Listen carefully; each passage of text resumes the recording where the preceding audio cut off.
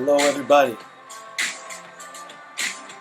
It's me, Comic Head 84, coming at you. Contest entry video for none other than J Hood Creative, one of the best new additions to this online video making comic community, because he's been around supporting everyone for a while now.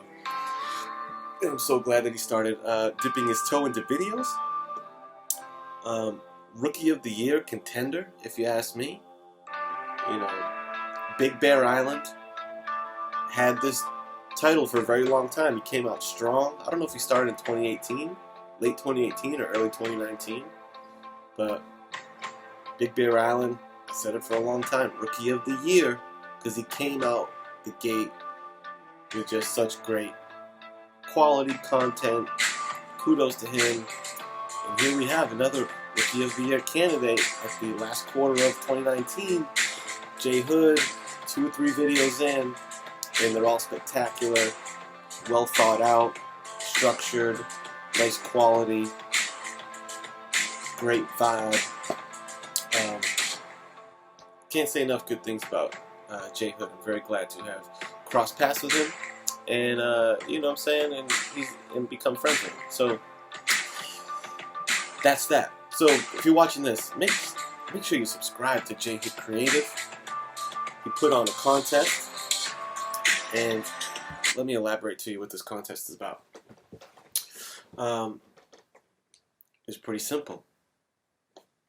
He said, "What's your favorite? Show me your 5 favorite comic books." And you know, the only specification he made was not favorite graphic novel, meaning not favorite storyline per se in comics. The actual 5 favorite floppy comics in your collection. So that's what I have here. And you know, whenever you're talking top 5 favorite anything, it's tough. You know, I can tend to be indecisive on things like that, especially if it's something that I care about. So when you're telling me to pick my 5 favorite comics, damn, tough task. But the angle that I took with this they're kind of like, I don't know if I say sentimental picks, but 5 picks that it's not necessarily about the content of the book, but more about a memory that the book gives me, a place and time that it puts me in, and stuff like that. So that is the approach I'm taking here for my 5 favorite comics. Without further ado, let's get to it. The first comic, and I think may have showed this book before, but I'm going to start with the very first comic book that I bought, my mom bought, but the first book that, wasn't a hand-me-down from somebody, from my brother or something like that. I keep it in a little Mylar, even though it's beat. This book is, like they say, well-read, well-loved. You can, on the glare, you can see the pen mark that's outlining Spider-Man's head from me tracing his head and stuff. So yeah, first book in the line at Stop and Shop grocery store with Mom Dukes, and I remember saying, "Oh, I want that comic." Boom. And thus, my first comic book of my own was purchased. Always loved this book. I love these splash covers. And yeah, this book is always something special to me, man. It's a pretty cool story, too. Sandman is like a member of the Avengers in this time in the books. So it's kind of interesting. Boom. So Spider-Man 348, man. That's where it's at for me. Some Eric Larson awesomeness. this goes down as one of my favorite all-time covers.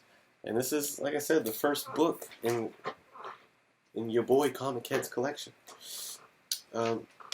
This next book,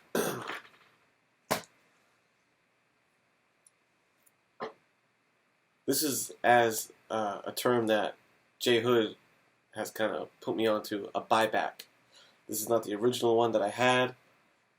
It's a buyback. And that's because, and technically I didn't really have it. My brother still has the original copy of this. That makes me nostalgic for it. Superman, number 65. This book just like brings me back because I have an older brother. He's like 5 years older than me. My older brother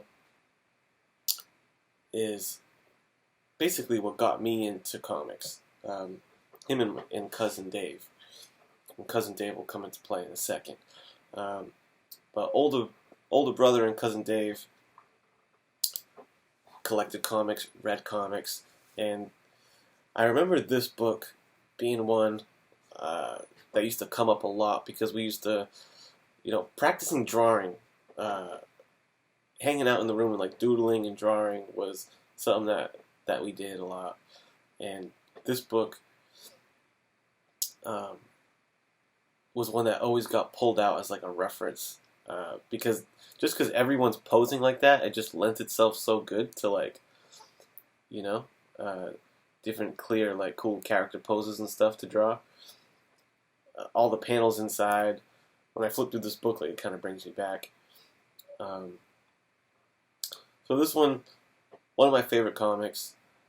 Again, my brother's got the original, but this one is a little buyback. I love that. And you can see, especially as a youngin', I had a thing for like white background team splash pages. I just think that was just so cool to see like a ton of characters popping out at you. So, boom. That book brings me back. Superman number 65. Next up is, technically it's two books. X-Men number 1, Brother. X-Men number 1, I have these two copies here. You'll notice some scribbling on them. Signed by Chris Claremont himself. This is my favorite cover of all the X-Men ones. But, I mean, I'm a 90s kid, man. Comic Head 84. So, early 90s was just like prime time for me with comics as a kid.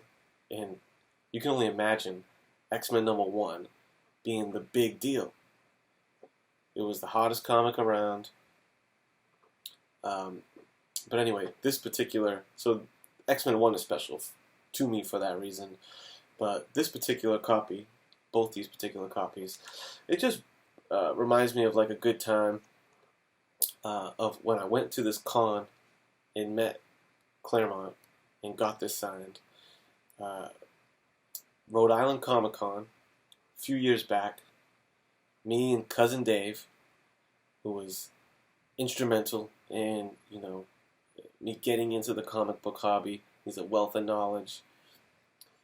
He's going to be rolling with me to Baltimore Comic Con. Very exciting. Me and my man, Cousin Dave, going on this mission together. I'm very much looking forward to it. And yeah, it ain't our first rodeo, brother. We went to Rhode Island Comic Con, got this signed. It just brings me back to that weekend that we went. It was it was fun. It's funny. It was like when I went to that, it was before I really got into this collecting world of, buying books for, like, being mindful of value of books and keys and CGC slab grading, all that shit. This was before all that. Like, with this book, I didn't even know really anything about grading when I went up to Claremont and got this signed. It wouldn't even have occurred to me to, let me see if I can get a gold label and da-da-da. I was just like, this book is awesome. It'd be cool to get Claremont to sign it. So, interestingly enough, no one was at his table. It was like middle of the day on a Saturday. I remember I just strolled up to Claremont. They had his name spelt wrong on the name tag, and he was just chilling by himself. I was like, hey, sign these couple of books. He was like, yeah, sure. Shot the shit for a couple minutes. It was pretty cool. So yeah, these 2 copies of X-Men 1 bring me back to that fun con weekend with Cousin Dave. Bang. Next up, number 4, is a slabbed book. This book was raw at one time before I slapped it, but it's Batman Adventures 12, and it's one of my favorite books. Not because it's one of the pricier books in my collection, because this book got hot and stuff. But the reason why this one is such a dope one for me is like, this was part of my original collection because I loved the Batman Adventures animated series. And I loved the Batman Adventures comic book run. It's one of the few runs of comics that I have every issue. I think it's 36 issues, and I have every single one of them. I read every single one of them a bunch of times as a young buck. I always loved the hell out of this run, the art style, the characters. It was really between that animated series and these comics that like certified Batman, made me a certified Batman fan. Anyway, so this is from that run, and really this book is what prompted me to get into like the YouTube comic collecting world with you guys, and just getting back into collecting, period. Because I remember I was starting to pick up comics a little bit more here and there, and in doing so, I think I was like pulling up a review of a comic that I had picked up just to see what the reviews were. And I started going down the little rabbit hole of comic book YouTube videos. And I remember it was like a couple different videos that I kept seeing this book in the background of people's videos, like posted up. And then I would see them like in this plastic case. I'm like, what? I'm like, why is that book? I'm like, I have that. What's up with that? And I looked into it, and I realized what it was, and like saw like the value of it and stuff, and I was like, holy shit! It's one of the few of like my original collection that was like one of these bigger books. Most of the other books really didn't have much value at all. A lot of '90s stuff. ASM 361 is probably the only other book in there that people would consider a key nowadays. It was pretty much just those two. But yeah, this book kind of like made the light bulb go off and made me pursue this collecting world, you know what I'm saying? Which in turn got me into YouTube. So, in meeting everybody and all that stuff, which has been very fun. So, this book is awesome for that reason. Batman Adventures 12, first Harley Quinn. Bow! And the last book I'm going to show you is another slab book. Another slab book, and it's Fantastic Four 48. I think it's probably the biggest book in my collection, and I'm not necessarily picking it because of that reason, just because it's the biggest key that I have or whatever. But it is one of my favorite, if I'm being honest, it's one of my favorite comic books that I have, because it was kind of like a bit of an accomplishment for me. Like when I first got back into the hobby and collecting, I would kind of like put together a little want list of books that I would want. And I love me some Galactus and Silver Surfer. Love those characters. And in the beginning, when I first got into the hobby, this was like the distant.